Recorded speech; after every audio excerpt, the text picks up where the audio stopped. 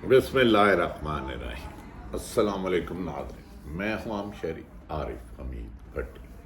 ناظرین، P D M کی حکومت چند دنوں کی مہمان ہے، جاتے جاتے انہوں نے اپنے پاؤں پر ایک اور کلہاڑا مار دیا۔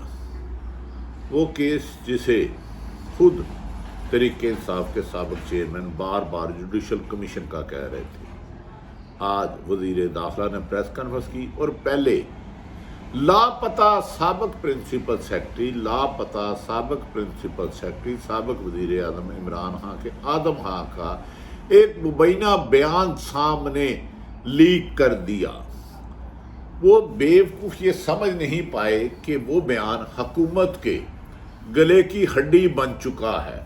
پی ڈی ایم کی حکومت نے جاتے جاتے ایسی فاش غلطی کر دی جو آنے والے دنوں میں ان سے اس کی تلافی ناممکن ہوگی۔ جو لاپتہ سابق پرنسپل سیکرٹری تھا، سابق وزیر اعظم عمران خان کا اعظم خان عرصہ دراز سے تلاش گمشدہ تھا، جبری گم تھا یا خود گیا تھا۔ آج اچانک ایک ویڈیو لیک کی گئی جنہوں نے کہا سائفر کی سازش سابق وزیر اعظم نے تیار کی تھی، جبکہ سابق وزیر اعظم عمران خان درجنوں مرتبہ کہہ چکے ہیں یہ سائفر ہے، امریکہ نے لکھا تھا اور اس کے لیے جوڈیشل کمیشن بنایا جائے۔ سپریم کورٹ کے آنریبل جج صاحبان کی ٹیم پر مشتمل۔ اب حکومت نے اسے 164 کا بیان نام دے کر خود ہی لیک کیا اور اب حکومت کے پاس اس کے علاوہ کوئی آپشن نہیں رہ گیا کہ وہ اس کا جوڈیشل کمیشن بنائے کہ سائفر کب لکھا گیا، 22 مارچ میں، کس کے پاس تھا، وزارت خارجہ نے کیوں چھپا کے رکھا، پرائم منسٹر سے اس حقیقت کو کیوں دور رکھا، اور اب خود ہی بیان لیک کروا کر اپنی سیاسی ساکھ کو بالکل ہی ختم کر دیا اور اس خدشے کو خاصی تقویت مل گئی کہ عمران خان کی حکومت کو سائفر سازش کے تحت ختم کیا گیا تھا۔ وزیر داخلہ نے آج کہا کہ ہمیں نہیں پتا، آدم خان کا بیان جو سابق پرنسپل سیکرٹری آیا ہے انہوں نے یہ باتیں کی ہیں۔ دوسری طرف ناظرین، سپریم کورٹ میں پاکستان کا اہم کیس جو چل رہا ہے آج کل، جس میں سیولینس کا کیس ملٹری کورٹس میں چلے گا، وہاں آج اہم سماعت ہوئی اور جو ریمارکس سامنے آ رہے ہیں، جو حکومت کے وکلاء کر رہے ہیں، اٹارنی جنرل کر رہے ہیں، وکلاء کر رہے ہیں اور محترم جج صاحبان کے ریمارکس سامنے آ رہے ہیں، بادی النظر میں ایسا لگتا ہے اس محاذ کر بھی پی ڈی ایم کی حکومت کو شکست ہوگی۔ ناظرین، میں کچھ اب حقائق آپ کے سامنے رکھتا ہوں، فیصلہ آپ خود کیجئے۔ نہ صحافی جج ہوتا ہے، نہ تھانے دار ہوتا ہے، ہمارا کام ہے حقائق آپ تک لانا۔ کم و بیشتر 9 اپریل 2022 کو تحریک انصاف کی حکومت ختم کی گئی اور جو عمران خان کے ساتھی تھے تحریک انصاف کے، مثال کے طور پر ایم کیو ایم، باب پارٹی اور دیگر بہت ساری لوگ، انہیں پی ڈی ایم کی اقلیتی جماعتوں جس میں صرف 86 نمبر تھے، مسلم لیگ نون کے، پیپلز پارٹی کے 56 تھے، اور تمام جماعتوں کو ملا کر ایک ووٹ پر حکومت گئی جسے پی ڈی ایم کا نام دیا گیا، جس کے نتیجے میں وزیر اعظم شہباز شریف بنے، وزیر خارجہ محترم بلاول بھٹو بنے، اور اسی طرح مختلف وزارتوں کی بندر بانٹ رہی، یہاں تک کہ اس بندر بانٹ میں گورنر کے پی کے مولانا فضل الرحمان کے سمدی کو بنا دیا گیا، جن پر خود پیپلز پارٹی، اے این پی اور دیگر جماعتیں اب کرپشن کے الزامات لگا رہی ہیں۔ ناظرین، نہ صرف عوام کی منتخب نمائندہ حکومت کو 2018 میں جو ہوئے تھے اس میں بھی دھاندلی کی شکایات تھی، ہر الیکشن میں دھاندلی کی شکایات ہے، اس پر تحریک انصاف نے اصلاحات لانے کے لیے الیکٹرانک مشین کی، اس کی حکومت نے، پی ڈی ایم نے مخالفت کر دی۔ اب ان 15 ماہ سے زیادہ عرصہ ہو گیا، پی ڈی ایم نے ہر کوشش کی کہ تحریک انصاف کے سابق چیئرمین کو کرپٹ ثابت کرے، توشہ خانہ کا کیس نکالا، اس میں مکمل ناکامی ہوئی، کیونکہ جتنے تحائف سابق وزیر اعظم نے لیے تھے آئی کے نے، اس سے ہزارہ گنا زیادہ پیپلز پارٹی اور نون لیگ لے رکھی تھی، اس کیس میں جان نہیں تھا۔ پھر فارن فنڈنگ کے غبارے میں ہوا بھرنی پڑی، جب تمام ایویڈنس بیرون ملک سے آ گئی تو وہ بھی بیانیہ دم توڑ گیا۔ اب ان توشہ خانہ کا کیس فارن فنڈنگ کیس میں جب کچھ نہ نکلا، کیونکہ فارن توشہ خانہ پہ عمران حکومت کی پہلے دن سے کوشش تھی عمران خان کو کرپٹ ثابت کرے، لیکن اس میں اتنی ناکامیوں کا سامنا کرنا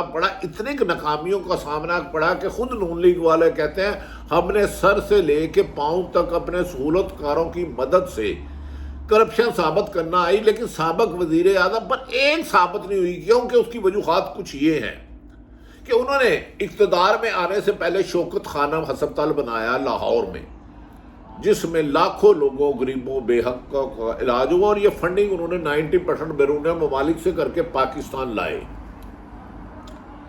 پشاور بنایا، کراچی بنایا، نمل یونیورسٹی بنائی۔ تو جو بندہ اربوں روپے ہر سال غریبوں کے علاج کے لیے لگاتا ہے، اس کے پیسہ کمانا ہے، پھر حکومت اور ان کے سہولت کاروں نے سر سے لے کے پاؤں تک زور لگایا کہ سابق وزیر اعظم عمران خان کا بیرون ملک کوئی پراپرٹی نکل آئے، امریکہ، یو کے، دبئی، یورپ کے ممالک، ایک پینی کا نہ بزنس نکل سکا، ان کا نہ پیسہ نکل سکا، جبکہ ان کے خلاف کرپشن کا بیانیہ دم توڑ گیا، دفن ہو گیا، اور خود پی ڈی ایم کے مبینہ اربوں خربوں روپے کی پراپرٹی اور کاروبار باہر ہے۔ ان تمام ناکامیوں کے بعد انہوں نے کہا نہ عوام کرپشن مان رہی ہے، نہ کوئی ان پہ ثابت ہو رہا ہے، ایک پیسہ بھی بیرون ملک ان کا نہیں ملا، ایک انچ جگہ کسی بھی ملک نہیں ملی، بنی گالا کے علاوہ اور ان کی رہائش ہی کوئی نہیں ملی۔ زوان پارک ان کے والد کا گھر تھا، بنی گالا کا بھی جب وہ کرکٹ کھیلتے تھے فلیٹ بیچ کے آیا۔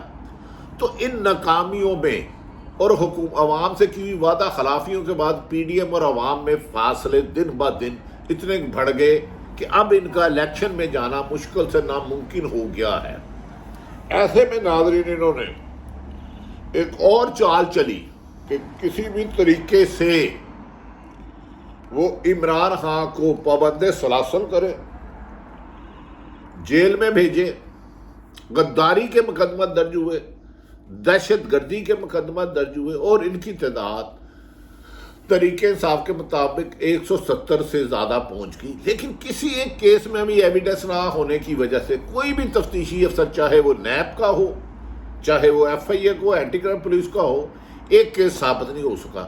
ان ناکامیوں کی داستان اور حکومت کی مبینہ خود اربوں خربوں روپے کی کرپشن، جس میں خصوصاً مسلم لیگ نون پہ مبینہ کرپشن کے الزامات ہیں، پیپلز پارٹی پہ ہے، مولانا فضل الرحمان پہ ہے، ناکامیوں کے بعد جب توشہ خانہ کیسا ٹھس ہوا،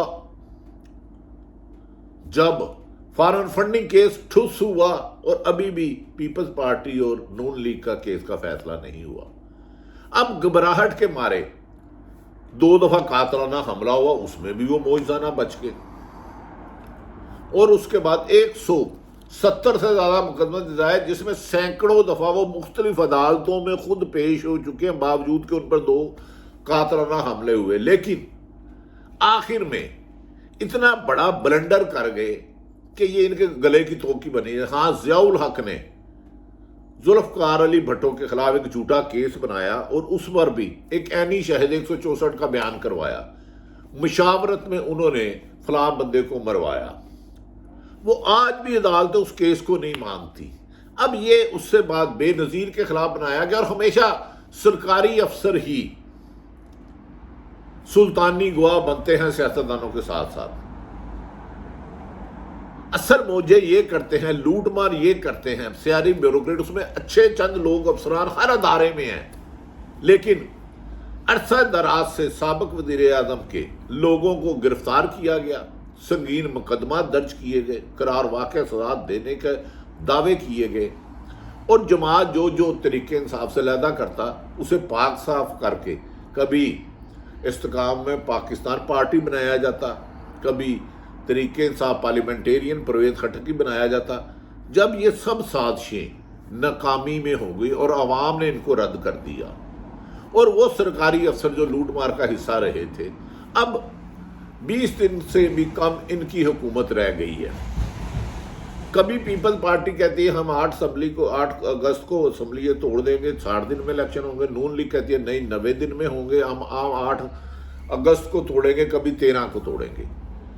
اب اس دوران عمران خان کو پابند سلاسل کرنا، جیل میں بھیجنا، عدالتوں سے جب حقائق جاتے تھے عدالتیں ثبوت مانگتی تھی، ثبوت نہیں ہوتی تھی، بری ضمانت مل جاتی تھی.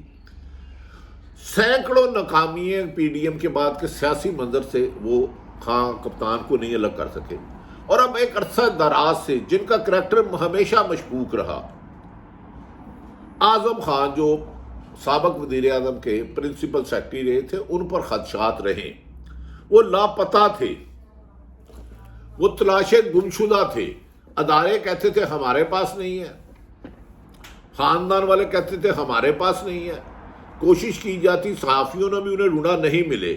لیکن بالآخر آج وزیر داخلہ سے پہلے رانا ثناءاللہ نے پریس کانفرنس کی، اور اس پریس کانفرنس میں اتنے جھول تھے کہ اس پہ میں بات کروں تو 10 گھنٹے ضائع ہو جائیں گے. آج لاپتہ پرنسپل سیکرٹری اعظم خان کا مبینہ 164 کا اعترافی بیان کی چال بھی ناکام ہو گئی جو سامنے کیا. اس چال میں انہوں نے یہ الزام لگایا کہ انہیں سیکرٹری خارجہ نے بتایا تھا ایک سائفر آیا ہے اور اس کو تسلیم کر لیا. انہوں نے کہا کہ کابینہ کا اجلاس ہوا تو سابق وزیر اعظم نے کہا یہ سائفر آیا ہے اور مجھ سے چھپایا گیا ہے، اور مجھے وزیر خارجہ شاہ محمود قریشی نے بتایا ہے. آج انہوں نے اعترافی پھنساتے پھنساتے عمران خان کو خود پھنس گئے اور پی ڈی ایم پھنس گئی. اعترافی بیان میں انہوں نے دعویٰ کیا ہے کہ اس وقت کے وزیر اعظم نے کہا تھا اس سائفر کو امریکن سازش بنا دو، اور مجھ سے لیا. بھئی تمہارے پاس تو وہ جا ہی نہیں سکتا تھا، وہ خارجہ کے پاس ہونا چاہیے تھا، سیکرٹری خارجہ کے پاس، منسٹر خارجہ کے پاس یا پی ایم کے پاس آئے. آپ نے تو پیش کرا، انہوں نے مجھے واپس نہیں کیا. اب ان کا یہ اعتراف ان کے لیے گلے کا پھندا بن چکا ہے. خود سابق وزیر اعظم تحریک انصاف کے چیئرمین بارہا کہہ چکے ہیں یہ سائفر لہرایا، انہوں نے کہا اس کی کاپی ہے. اور میں یہ کہتا ہوں ڈونلڈ ڈو نے وہاں سے ایک سائفر لکھا کہ اگر طریق عدم اعتماد آ رہی ہے، کامیاب ہو گئی تو ہم پاکستان کو معاف کر دیں گے، ناکام ہو گئی تو نہیں چھوڑیں گے. اور اس کا وہ درجنوں مرتبہ مطالبہ کرتے رہے جوڈیشل کمیشن بنایا جائے تاکہ لوگوں کے سامنے حقائق پایا سکے. اعظم خان کی شروع سے ہی مشکوک ایک ان کی رہی ایکٹیویٹی. اب یہ اتنا 2-3 ماہ سے زیادہ 15 ماہ ہو گئے حکومت گئے، 3-4 ماہ سے زیادہ غائب تھے. کس کی حراست میں تھے؟ کیا جبری گمشدہ تھے؟ اپنی مرضی سے غائب تھے؟ اب 164 کے بیان میں جو انہوں نے کہا کہ سابق وزیر اعظم نے کہا اس کو سازش کے طور پر استعمال کریں، یہ ان کے گلے کی پڑے کی پھٹا بن گیا ہے. اعظم خان کا نیٹ ورک تھا شہزاد اکبر، جو عمران خان کو بہت ڈیمیج کرتے رہے اور اقتدار جانے سے پہلے ہی ملک سے بھاگ گئے، اور پراپرٹی ٹائکون کے فرنٹ مین تھے. القادر یونیورسٹی میں اگر کہیں کرپشن ہوئی تو صرف شہنشاہ اکبر، شہزاد اکبر قانون کی گرفت میں ہے، ملک سے بھاگ گئے. اور اس وقت ایک اور بیوروکریٹ تھا D G I B. Azam Khan D G I B اور شہزاد اکبر کا ایک بنا ہوا تھا، یہ آپس میں عمران خان کو مس گائیڈ کرتے تھے اور کابینہ کے اجلاس میں گائے کرتے تھے. اب اس آنے کے بعد اخلاقی طور پر جو سابق وزیر اعظم کہتے ہیں اس کا تو فوری طور پر جوڈیشل کمیشن بننا چاہیے. دوسری طرف کرپشن ثابت نہ کرنے پر سابق وزیر اعظم پر ناکامیاں ہوئی، غداری ثابت کرنے پر ناکامیاں ہوئی، دہشت گردی ثابت کرنے پر ناکامیاں ہوئی، اور اب الیکشن سے فرار جب حکومت چند دنوں کی مہمان رہ گئی، جاتے جاتے گھر کا سامان چوری کرنا چاہتی ہے، یعنی کہ حکومتی وسائل چوری کرنا چاہتی ہے. ایک تو اپنی مرضی کا ڈمی نگران حکومت بنانا چاہتی ہے وزیر اعظم سمیت کہ وہ اس حکومت کو طول کھولنے اور مارچ 2024 تک لیا جائے اور اس دوران اس کو جایا جائے. کہتے ہیں جس پہ اللہ مہربان ہو اس کو دنیا سازش نہیں کرتی. حکومت کا ہر پلان ناکام گیا. بادی النظر میں سپریم کورٹ میں جو ایکٹ کے تحت ترمیم کی گئی تھی سیولین کے، ملٹری کورٹ میں چلیں گے. جو ریمارکس ابتدائی طور پر وکلا ماہرین کہہ رہے ہیں ایسا لگ رہا ہے یہاں بھی حکومت کو پی ڈی ایم کو ناکامی ہوگی. خود سابق وزیر اعظم کہہ چکے ہیں 9 مئی کو جنہوں نے تنصیبات پر حملہ کیا حساس ادارے کا، ان کے خلاف کارروائی ہونی چاہیے، اور میرا بھی اور ہر پاکستانی کا مطالبہ ہے، لیکن حقائق سامنے آنے چاہیے، تفتیش ہونی چاہیے۔ کسی بھی ذمہ دار کو جس نے پاکستان کی ایک سائیکل کا بھی نقصان پہنچایا، سرکاری املاک ہو پرائیویٹ ہو، ایک درخت کا پتا بھی توڑا، اس کے خلاف کارروائی ہونی چاہیے۔ لیکن جاتے جاتے لاپتہ پرنسپل سیکرٹری کا بیان حلفی، اس سے پہلے ذوالفقار علی بھٹو کو پھانسی دی گئی، بے نظیر کے خلاف ان کے بنایا گیا، اور خود نواز شریف کے سمدی اسحاق ڈار کا بیان بھی 164 کا ہے، جسے وہ خود تسلیم نہیں کرتے۔ اب گلے کی پھڈی ڈال دی، اب لگتا ہے کہ یہ سازش بھی ناکام ہوگی۔ سپریم کورٹ کا اہم ترین فیصلہ بھی آنے والا ہے۔ چند دنوں کی مہمان حکومت جلد بازی میں ایسے ہوچے کنٹے اور ناکام حرکتیں کر رہی ہے، جس سے نہ صرف اداروں کے خدشات بڑھ رہے ہیں، ان کی جانبداری بڑھ رہی ہے، ان کو شب و شبہات اٹھ رہے ہیں کہ وہ اینٹی کرپشن کو غلط استعمال کر رہے ہیں، پولیس کو غلط انتظام کر رہے ہیں، انتظامیہ کو کر رہے ہیں، نیب کو غلط استعمال کر رہے ہیں، ایف آئی اے کو استعمال کر رہے ہیں۔ اداروں کی ساکھ کو ڈیمیج کرنے والی پی ڈی ایم کا زیادہ دیر رہنا کسی بھی صورت بہتر نہیں۔ اس کا ایک ہی طریقہ ہے، صاف شفاف طریقے سے نگران حکومت بنائی جائے اور وہ آئینی اور قانون کے مطابق الیکشن کرائیں۔ لگتا ہے پی ڈی ایم کے مقدر میں دوبارہ اپوزیشن میں آنا ہی ہے اگر الیکشن ہوتے ہیں، ورنہ کیا نگران حکومت کو 6 مہینے سے اکانومی کے ایکسپرٹ لا کے 2 سال تک لے جایا جائے گا؟ اور جمہوریت کی اس میں جو بنیاد پچھلے 15 سالوں سے رکھی تھی، جسے ذوالفقار علی بھٹو نے بنایا تھا، کیا جمہوریت کو دفن کرنے میں پیپلز پارٹی بھی مسلم لیگ نون کی حصے دار بنے گی؟ جبکہ پی ڈی ایم کے اختلافات کھل کر سامنے آ چکے ہیں۔ پیپلز پارٹی اور نون لیگ الگ الگ ناموں پر بازید ہے کہ ہماری مرضی کا وزیر اعظم ہو، جبکہ مولانا فضل الرحمان کی خواہش ہے جاتے جاتے مجھے صدر پاکستان بنا دو، لیکن ان کے لیے علی امین گنڈا پور الیکشن کے لیے انہیں شکست دینے کے لیے تیار ہے۔